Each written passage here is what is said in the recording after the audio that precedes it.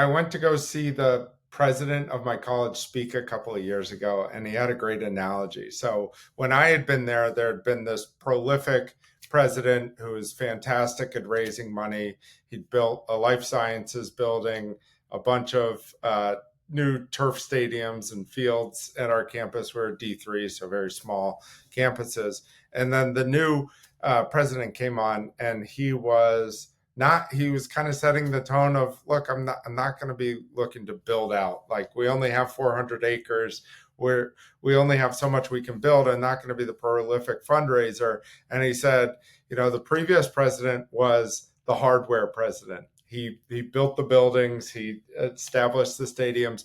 I'm the software. I'm going to work on, the programs. I'm going to focus on, the academics, the learning, and everything that's going on inside the university.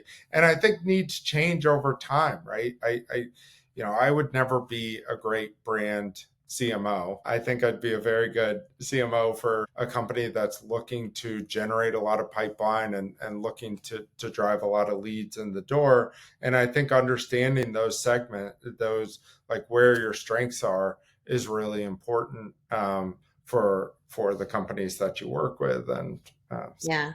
Yeah. So you talk about these three types of CEOs, which I really loved, right? This yeah, growth and performance engine CEO, this brand builder CEO, sales enablement CEO. And I've experienced those as well. And you talked a little bit about doing the forensics to figure out who you are dealing with, right? That's yeah, number one. What happens when they say, yeah, I want it all? Yeah, I like that. Yeah, and that, because I've had that too. yeah. Uh, I, I always start with questions. So I dig in a little bit more to understand what's most important. And I think that question of understanding what success looks like when you look back in 12 months, how are we going to view this? Going through that with them and, kind of saying, pipeline going to be more important, or are you going to care more if a lot of people are talking about your brand or how they're going to be looking at it? And, part of me is thinking, you know, here's how I would do it, right?